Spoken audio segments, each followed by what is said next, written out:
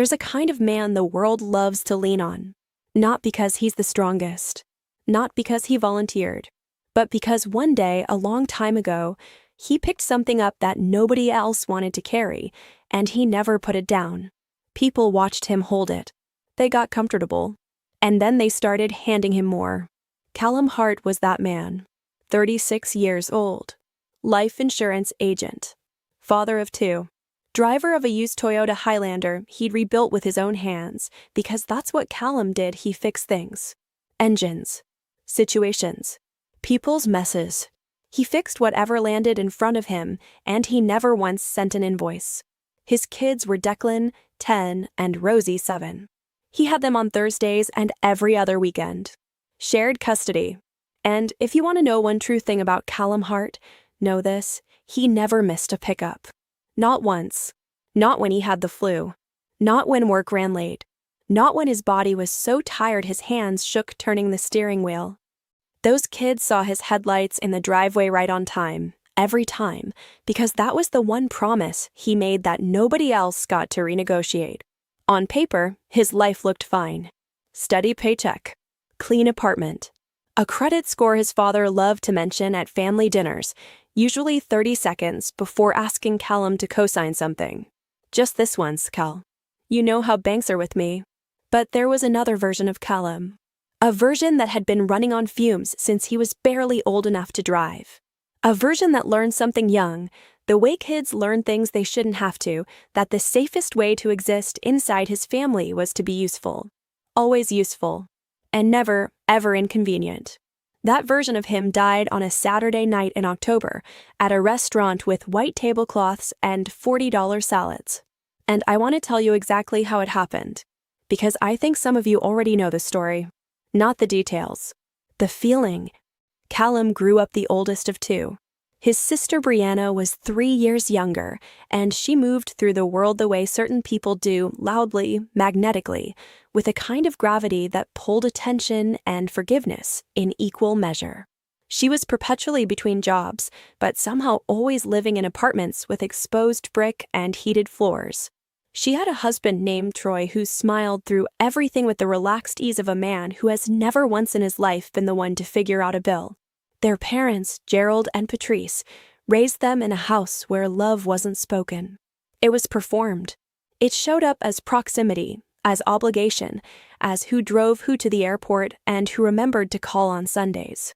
Their father was loud, proud, and funny, the way men are funny when no one in the room has ever held them accountable. Their mother kept peace the way some women do. Not by solving problems, by redirecting blame. If Brianna burned dinner, the stove was too old. If Callum was struggling, well, he just needed to try harder. So he tried harder. For 20 years, he tried harder. At 16, he drove Brianna home from a party she had no business being at. No thank you. No acknowledgement. Just the quiet expectation that of course he came. At 20, he wired his father $300 when the man's bank card got flagged on a trip. At 24, he spent an entire weekend researching, calling, and negotiating his parents' homeowner's insurance after their garage flooded because his dad said, "Cal, you know this stuff. It's your language." At 28, he co-signed a credit card he was still getting statements for nearly a decade later. At 31, he paid his parents' overdue property taxes because his mother called at 9:30 on a Wednesday night, weeping like the world was ending. And Brianna. God, Brianna. The requests from her never came as demands. They came dressed as emergencies. Soft, breathless little texts that always carried the scent of urgency. The daycare is holding a spot, Cal. $140. The mechanic won't release the car. $200. They want first and last month up front. The amounts were never huge. That was the trick. They stacked quietly, like sandbags, one on top of the other, until the weight was something you couldn't lift anymore, but somehow were still holding. By the time Callum sat down and actually counted, he'd moved over $5,000 to his sister in 3 years. Venmo requests. Zelle transfers. Cash slipped into birthday cards like secrets no one talked about. His ex-wife Dana saw it before he did. She always did.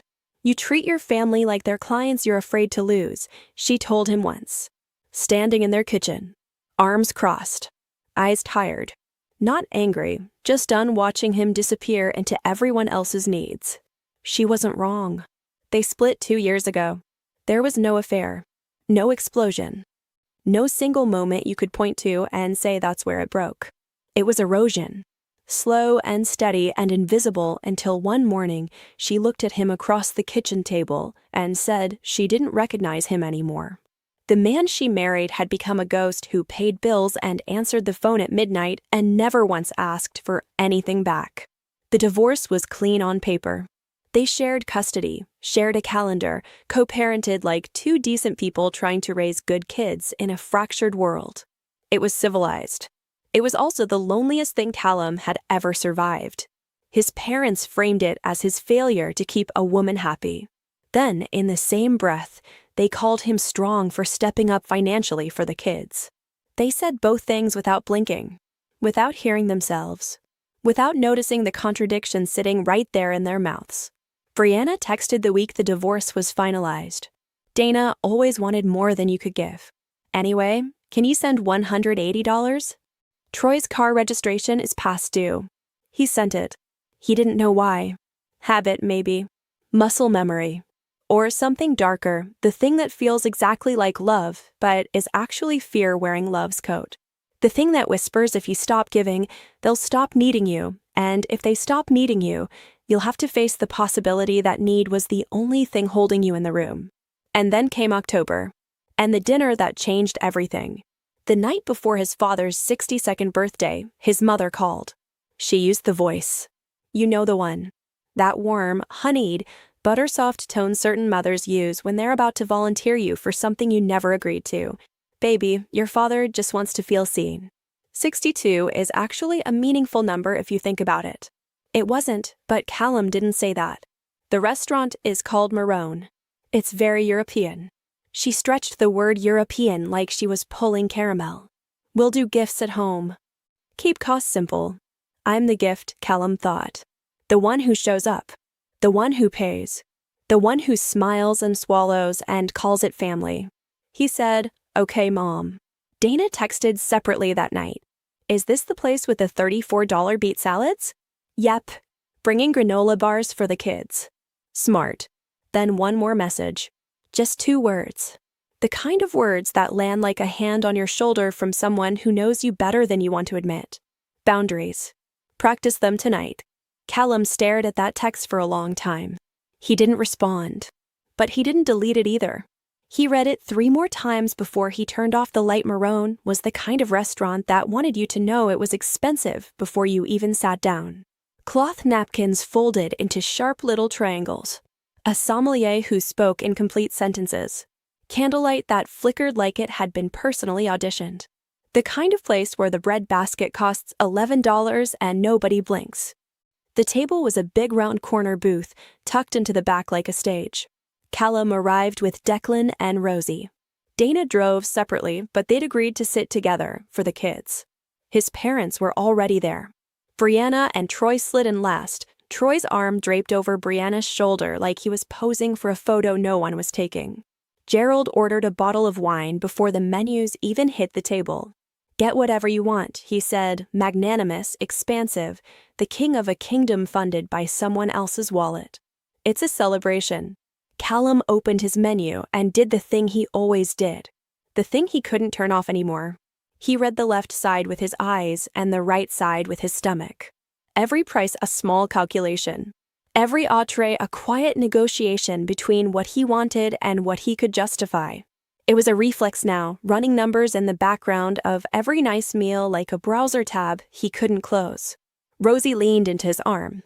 Warm, trusting, smelling like strawberry shampoo and the particular sweetness of a 7-year-old who still believes her dad can fix the whole world. Can I have the pasta with the wavy noodles? Pappardelle, he said softly. Let me check the price.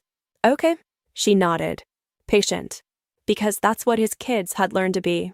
Brianna, meanwhile, flagged down the waiter with the confidence of a woman who has never once in her life looked at the right side of a menu. 2 black truffle pastas, extra mushrooms, The hazelnut tort box to go. Oh, and the sourdough basket. She tapped her nails on the table. On the phone case Callum had bought her for Christmas because hers had cracked and she'd mentioned it once, just once, and he'd remembered because that's what he did. He remembered. He fixed. He filled in the gaps nobody asked him to notice. When the food arrived, something else came with it. 2 shallow white boxes, tied with gold ribbon, placed gently at Brianna and Troy's elbows like parting gifts at a wedding. The tort. Boxed. Ready to travel. To-go containers at a sit-down dinner for boys who weren't even in the room. The restaurant smelled like brown butter and good decisions. Rosie's eyes went wide. She leaned toward the boxes the way children do when they sense something good and aren't sure yet if it belongs to them. That hopeful tilt. That quiet wanting. Are those for dessert? She whispered to Callum. And Brianna, not cruelly, not even consciously, said, those are for my boys at home. They get so picky about restaurants. Just like that. Casual. The way you'd say the printer's out of ink. As if it were nothing. As if ordering expensive takeout for absent children while the present ones watched was just logistics. Declan looked down at his water glass. He's 10. Old enough to understand what's happening. Young enough that it still cuts clean, without scar tissue to soften the blade. And then Gerald did the thing. He reached across the bread basket, plucked 2 cloth napkins from the stack, the fancy ones, the ones folded into little architectural marvels, and tossed them. Actually tossed them. Like he was dealing cards at a poker table. They skidded across the tablecloth and landed near Rosie's small wrist. "You two can eat when you get home," he said, already grinning. Already performing. No need to fill them up on overpriced pasta. Troy laughed. Of course he did. Next time, feed and before you come. Rookie move, brother. The table chuckled. The moment passed. The way these moments always pass in families like this, quickly, smoothly, absorbed into the current of conversation like a stone dropped into a river. No splash. No ripple anyone's willing to name. But Callum saw it. He saw Rosie look at the napkin that had landed near her hand. He saw her fingers curl slightly, instinctively, the way a child pulls back from something that stings before they understand what stung them. And then she looked up at him, right at him, with those wide, searching, 7-year-old eyes that were asking a question she didn't have words for yet. Are we less? Something inside Callum's chest, something that had been bending for 15 years, bowing under the weight of every cosign loan and swallowed insult and midnight phone call, went very, very still. Not broken. Still. The way a rope goes still the moment before it snaps. He said, got it. Quietly. To no one in particular. And then he waited. He breathed. He watched the table resettle into small talk like sediment after a disturbance. He watched his mother smile. He watched Troy butter his bread. He watched his sister tap through her phone with one hand while eating with the other. Nobody apologized. Nobody even paused. Because in this family, Callum's silence had always been permission. His stillness had always meant it's fine. His presence had always been the thing that absorbed the impact so no one else had to feel it. Not tonight. The waiter returned. Pleasant. Professional. Can I get anything else for the table? Callum stood up. His chair scraped the floor, a sound like a match striking, and the table went quiet. Not the comfortable quiet of a pause between stories. The thick, syrup-slow quiet that settles over a room when people realize something is about to shift beneath them. Could we get separate checks by household, he said. His voice came out calm, almost boring, like he was reading terms and conditions aloud. One for my parents. One for Brianna and Troy. One for me and my kids. Brianna blinked. What? Gerald laughed, short, dismissive, the kind of laugh designed to shrink the person it's aimed at. Sit down, Cal. Put your card down. We'll sort it. No, Callum said. We'll sort it now. Troy leaned back, arms spread across the booth like a man watching a game he had no stake in. Dude, don't be that guy. Dana didn't say a word.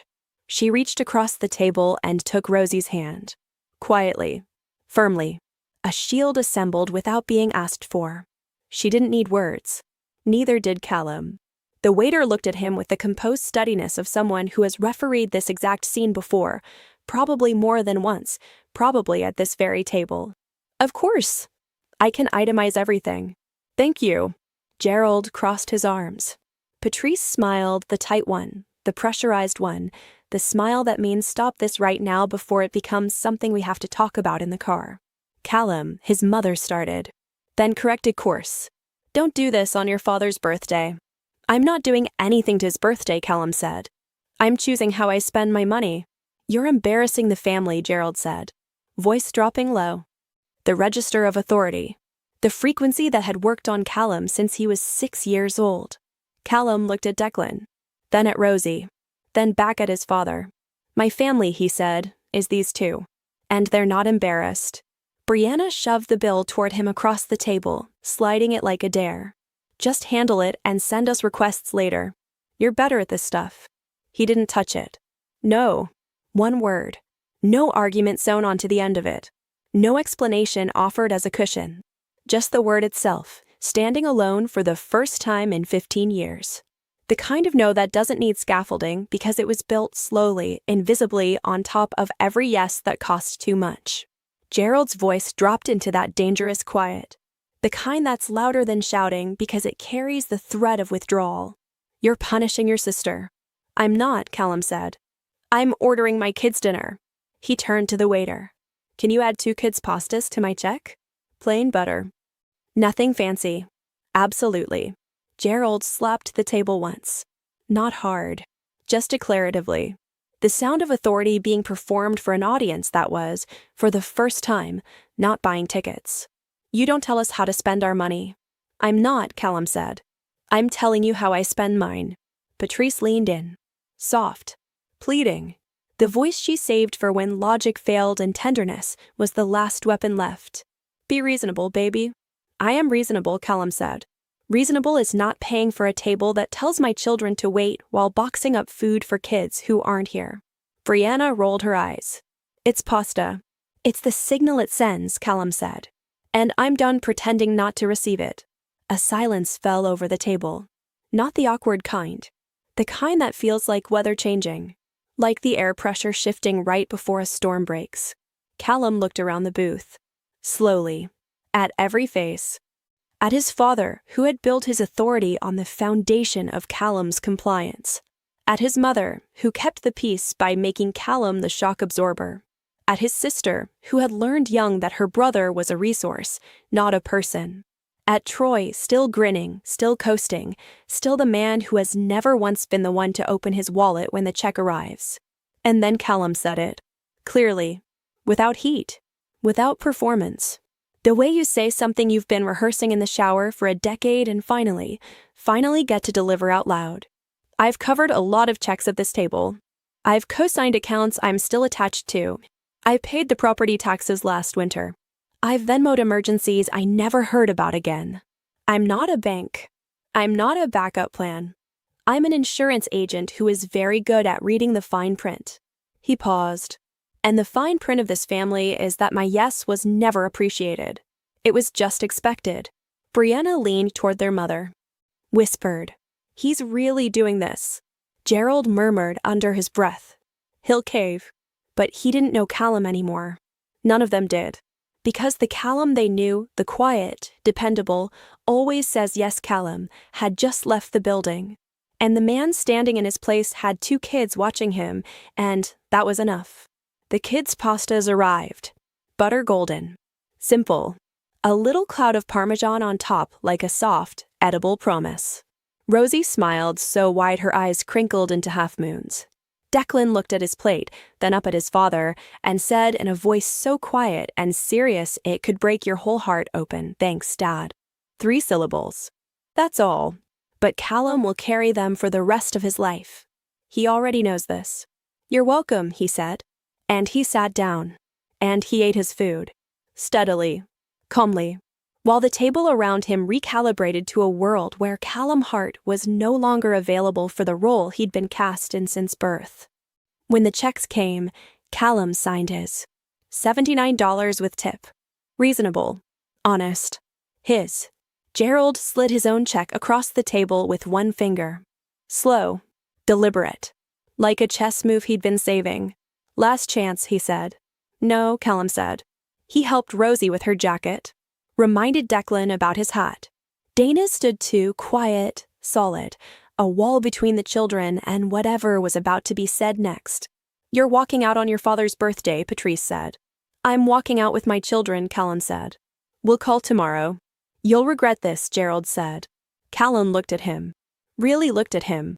At the man who raised him to carry everything and feel nothing. At the man who taught him that love was a transaction and silence was strength and asking for help was a weakness he couldn't afford. I used to think that, Callum said. Turns out, regret is every time I didn't do it sooner. He put one hand on Declan's shoulder, one on Rosie's back. And they walked out through the heavy restaurant door into the October night. The air hit his face, sharp, cold, clean. Like breathing for the first time after years of holding it. In the car, Rosie swung her feet against the back seat. Are we in trouble? No, sweetheart, Callum said, buckling her in. We're just in a different chapter now. She tilted her head. Do chapters have pasta? He almost laughed. Almost cried. Landed somewhere in between. The best ones do. The next morning, Callum's phone woke up before he did. 29 texts. 14 missed calls. A family group chat that had gone from great dinner everyone to how could you do this to your father in under 11 hours? The messages stacked on top of each other like accusations in an avalanche, each one a little louder, a little more breathless, a little more certain that Callum was the villain in a story they'd been writing long before he ever stood up from that table. He didn't open any of them. Instead, he made pancakes. Declan measured the flour with the focus of a boy performing surgery. Rosie stirred the batter with her entire body, elbow, shoulder, hip, like the spoon was a dance partner. The kitchen smelled like vanilla and warm butter and Saturday morning. They ate in their pajamas at a small table by the window, and for the first time in longer than Callum could remember, the table felt like his. Not borrowed. Not earned through service. Just his. He poured Rosie more juice. He let Declan have a second pancake without negotiation. He sat in the quiet and let it be quiet without filling it with someone else's emergency. At 10 o'clock, his mother called. He picked up. Not because he owed her an answer, but because he was done hiding from conversations he'd already had with himself. Your father didn't sleep, Patrice said. The opening move. Guilt dressed as concern. I did, Callum said. A pause. The kind of pause that means the script just failed and the actor doesn't know the next line. You humiliated him. I split a check. She cycled through her repertoire the way she always did. First disappointment, heavy sighs, long silences designed to make him feel the weight of her suffering. Then softness, baby, you know how he is. He doesn't mean it like that. And finally, the oldest pressure point of all. The one she'd been pressing since he was 16 years old, and it still worked every single time. Your sister struggles, Callum. He listened. He didn't argue. He didn't defend. He just let the words pass through him the way wind passes through a screen door, present, felt, but no longer able to knock anything down. When she said, Your father wants you to apologize, he said, I won't. When she said, He wants his Costco card back, he said, I'll cancel it this afternoon. Silence. The sharp kind. The kind that has teeth. There's no need to be vindictive, she said. I'm not being vindictive, he said. I'm being consistent. She hung up. And for once, the click didn't echo.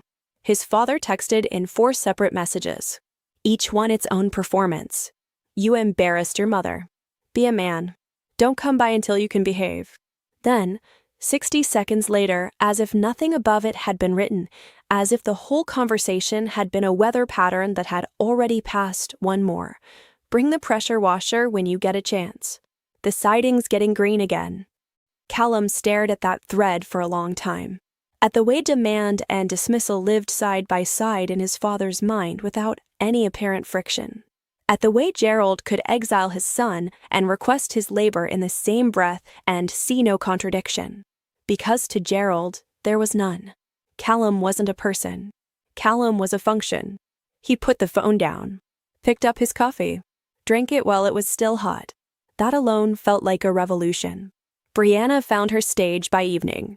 She posted a photo of their father's untouched birthday dessert, artfully lit, slightly tragic, with a caption that read, "Nothing like birthday drama to remind you who's actually showing up for family." Heart emojis poured in. "You're so strong." "Some people just can't handle love." "Family first always." A chorus of validation from people who knew nothing and felt everything. Monday morning, a wall of text arrived from her. No greeting, no warmth.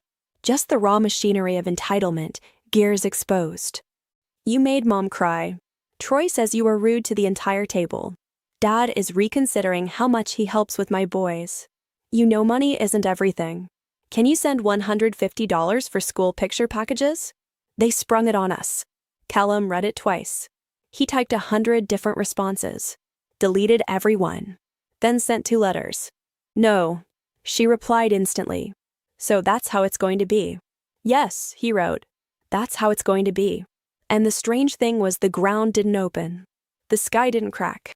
The words sat there in the chat, small and unbothered, and the world just kept turning. As if no had been an option this whole time, and he'd simply never selected it.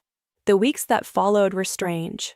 Quiet in a way that felt unfamiliar, like walking through a house after the furniture's been rearranged.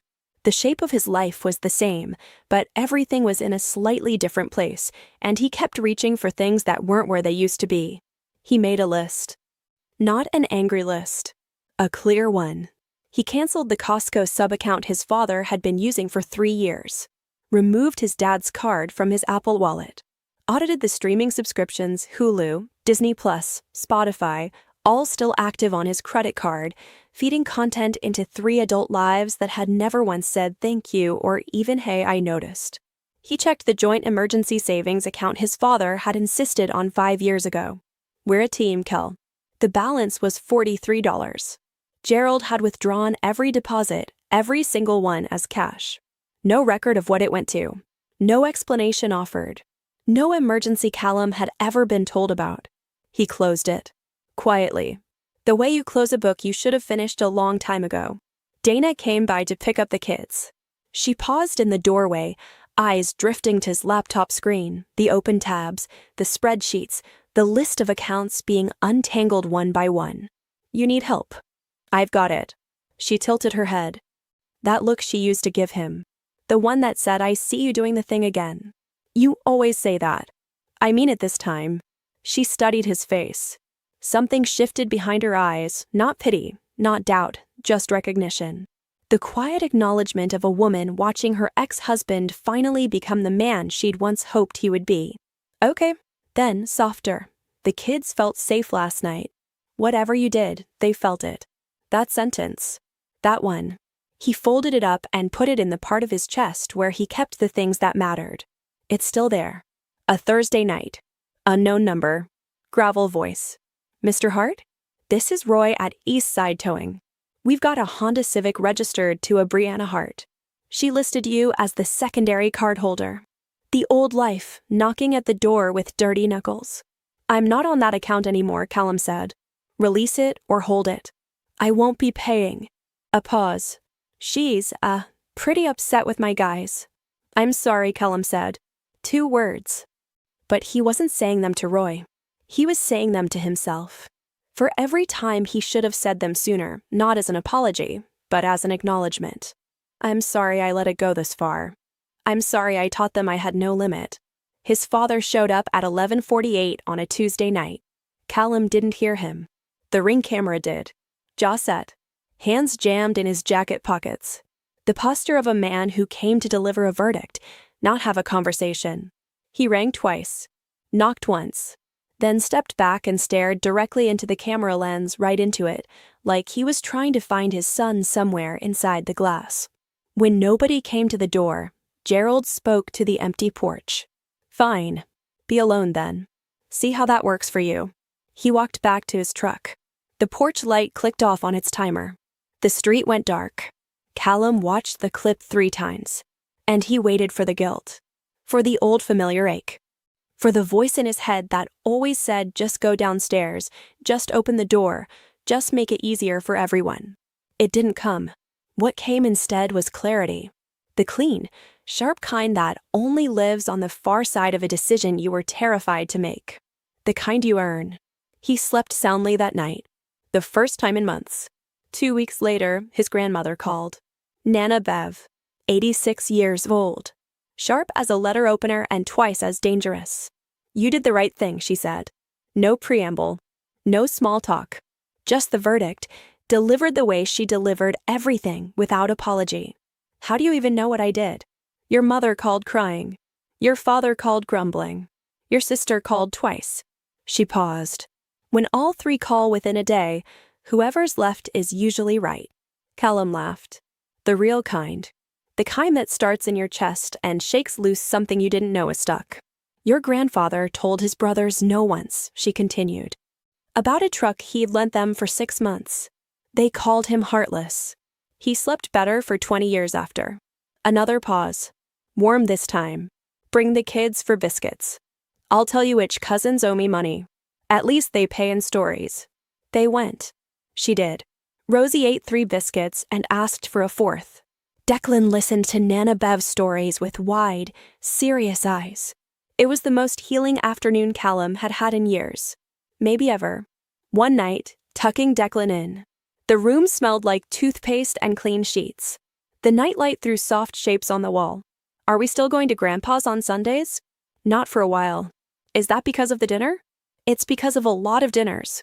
Declan nodded slowly, processing the way 10-year-olds do carefully, with more understanding than adults give them credit for. It was rude. What Grandpa said to Rosie. Yeah, Callum said. It was. You didn't get mad, though. I got clear. Which is better. Declan thought about that. Really thought about it. Then okay. Can we have pancakes tomorrow? Always. The next day, Rosie drew a picture. Crayon on printer paper, the way only 7-year-olds can, bold lines, impossible colors, absolute certainty. On one side of a table, 2 white boxes tied with ribbon. On the other side, 3 figures. A tall one in the middle. 2 small ones on either side. A thick, bright line drawn down the center. Not angry, just clear. She stuck it on the fridge with a magnet, right next to her swimming schedule. Both are still there. Here's what I know about Callum Hart. This isn't a story about a man who punished his family. He doesn't hate them. He doesn't want revenge. Some quiet, stubborn corner of his heart still hopes they'll learn something, though he's stopped making that his project. This is a story about what happens when the most reliable person in the room finally turns that reliability inward. When the man who carried everyone else's weight sets it down, not with anger, not with a speech, but with a single word and the willingness to mean it. He's a dad now. That comes first. Not a safety net. Not a second wallet. Not the man who absorbs the bill and swallows the insult and drives home in silence and calls it love. Love, he decided real love, the kind worth building a life around, looks like sitting at a table where everyone present gets to eat. Not just the people who couldn't be bothered to show up. And if you're reading this and something in your chest is pulling tight, if you recognized yourself somewhere in these words, in the midnight phone calls and the Venmo requests and the thank yous that never came, then let me leave you with this. You don't have to leave loudly. You don't have to write a manifesto or burn a bridge or make a scene at a restaurant on somebody's birthday. You just have to mean it when you say no. That's all. That's the whole thing.